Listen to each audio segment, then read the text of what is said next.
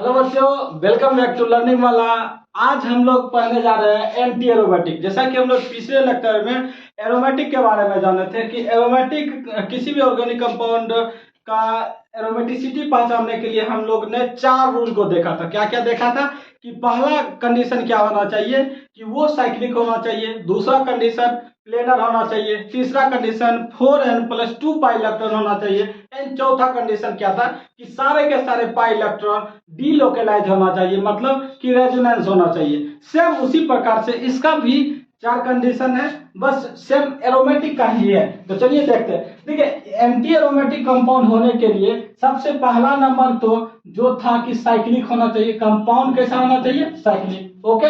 दूसरा कंडीशन क्या था कि प्लेनर। यहाँ भी एंटी एरोमेटिक को होने के लिए भी ऑर्गेनिक कंपाउंड को प्लेनर होना पड़ेगा। लेकिन अब यहाँ पे एक पॉइंट वाली बात है। अब यहाँ पे क्या था तीसरा कंडीशन में एरोमेटिसिटी में कि उसमें कितना पाई इलेक्ट्रॉन होना चाहिए था? 4n+2 पाई इलेक्ट्रॉन होना चाहिए था। लेकिन एंटी एरोमेटिक कंपाउंड होने के लिए उसमें 4n पाई इलेक्ट्रॉन होना चाहिए। कितना?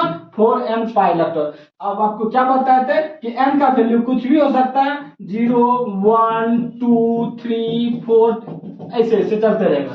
तो चलिए चेक कर लेते हैं कि ये जो नंबर है इस नंबर को हम क्या बोलते हैं। आपको बताए थे कि इस नंबर को हम हकल्स नंबर बोलते हैं। क्या बोलते हैं? Huckel's number. तो देखिए, अगर हम n के जगह 1 रखेंगे तो कितना आ जाएगा? n बराबर अगर 1 रखें तो इसका वैल्यू कितना आएगा? 4 पाई इलेक्ट्रॉन आएगा। अगर 2 रखेंगे n के जगह तो इसका वैल्यू 4 दूना 8 आ जाएगा, 8 पाई इलेक्ट्रॉन आ जाएगा। ठीक उसी प्रकार से अगर n का वैल्यू 3 रखें तो कितना आ जाएगा? 4 तिया 12 पाई इलेक्ट्रॉन। ये तो तीसरा कंडीशन था। अब चौथा कंडीशन क्या था? चौथा कंडीशन भी आपको बताए थे कि कंपाउंड जो है डीलोकेलाइज होना चाहिए, रेजोनेंस होना चाहिए। तो यहाँ पे वही बात लिख लीजिए, all pi electrons, pi bonds, electron नहीं पाई बॉन्ड्स डीलोकेलाइज। डीलोकेलाइज, डीलोकेलाइज मतलब क्या? दैट मीन्स रेजोनेंस करना चाहिए। और आप अच्छे से रेजोनेंस को जानते हैं कि रेजोनेंस कब कब कंपाउंड करता है। रेजोनेंस के कितने कंडीशन थे? 6 कंडीशन थे। कौन कौन कंडीशन थे? पाई पाई कंजुगेशन, लोन पेयर पाई कंजुगेशन, कार्बोकेटाइन पाई कंजुगेशन, कार्बो एनायन पाई कंजुगेशन, यही सब सारे कंडीशन थे। तो देखिए, एंटी एरोमेटिक पहचानने का यही 4 कंडीशन है। क्या कंडीशन? कि कंपाउंड जो साइक्लिक होना चाहिए। साइक्लिक मतलब क्या? कि क्लोज लूप का होना चाहिए। दूसरा प्लेनर होना चाहिए। तीसरा उसमें कितना पाई इलेक्ट्रॉन होना चाहिए? तो 4n पाई इलेक्ट्रॉन होना चाहिए। और चौथा कि पाई बॉन्ड डीलोकेलाइज होना चाहिए। तब तक आप इसे नोट कीजिए और उम्मीद करते हैं कि आप लोग नोट कर लिए होंगे। चलिए देखते हैं कुछ क्वेश्चन के थ्रू एंटी एरोमेटिक को समझने का और अच्छे से प्रयास करते हैं। देखिए क्वेश्चन क्या कि अगर आपको कुछ इस तरह का कंपाउंड दे दे, क्या तरह का? इस तरह का। अब आपसे ये कंपाउंड पूछ रहा है कि ये कंपाउंड एंटी एरोमेटिक है कि एरोमेटिक है। अब आप 2 चीज जानिए। देखिए, और यहाँ पे एंटी एरोमेटिक और एरोमेटिक क्या है? लगभग लगभग सेम ही था। मतलब सिर्फ एरोमेटिक में 4n में क्या जोड़ना था? 2 जोड़ देना था, उसमें उतना पाई इलेक्ट्रॉन होगा। लेकिन यहाँ एंटी एरोमेटिक में 4n ही पाई इलेक्ट्रॉन होगा। तो चलिए इसको चेक करते हैं, ये एंटी एरोमेटिक है या नहीं है। ठीक है, सबसे पहला कंडीशन क्या था कि साइक्लिक होना चाहिए। क्या ये साइक्लिक है? क्लोज लूप है? क्लोज है, मतलब साइक्लिक है। अब आती है प्लेनर की बात। प्लेनर में आपको हम क्या बताए थे कि प्लेनर होने के लिए उसका हाइब्रिडाइजेशन क्या होना चाहिए? sp2। देखिए, इसका भी हाइब्रिडाइजेशन sp2, इसका sp2 sp2 sp2 sp2 क्यों होगा?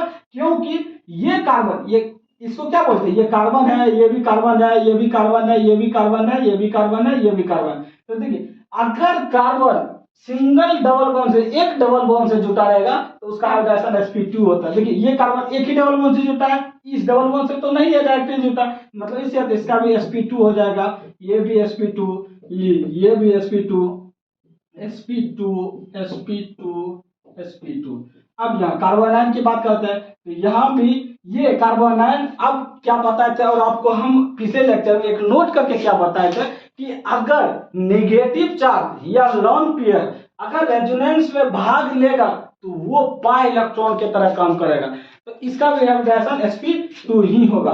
देखिए, अब यहाँ पे क्या है, दूसरा कंडीशन फुलफिल हो गया। तीसरा कंडीशन क्या देखना था कि पाई इलेक्ट्रॉन को देखना।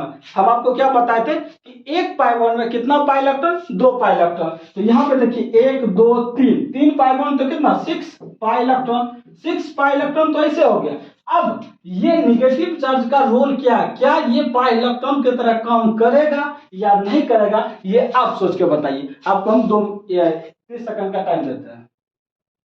देखिए यहाँ पे क्या हो रहा है, ये निगेटिव चार्ज क्या होगा कि रेजोनेंस करेगा। कैसे, या तो इधर से रेजोनेंस करेगा या तो इधर से रेजोनेंस करेगा। इस रेजोनेंस को क्या बोलेंगे, कार्बो एनायन पाई कंजुगेशन। तो इसका मतलब ये अगर रेजोनेंस में भाग ले रहा है तो ये किसके तरह बिहेव करेगा, बिहेव्स एज पाई इलेक्ट्रॉन। मतलब कि इस निगेटिव चार्ज में कितना पाई इलेक्ट्रॉन, 2 पाई इलेक्ट्रॉन। अब यहाँ पे 6 पाई इलेक्ट्रॉन, इसमें जोड़ देंगे 2 पाई इलेक्ट्रॉन, तो टोटल कितना आ गया 8 पाई इलेक्ट्रॉन। अगर हम कंडीशन क्या था कि कितना इलेक्ट्रॉन होना चाहिए, 4n plus 4n pi electron. अगर हम n के जगह 2 रख दे तो क्या आ जाएगा 4 इंटू 2 पाई इलेक्ट्रॉन, तो कितना आ गया 8 पाई इलेक्ट्रॉन। मतलब कि ये भी कंडीशन सेटिस्फाई कर गया। क्या कर गया, ये भी कंडीशन सेटिस्फाई कर गया।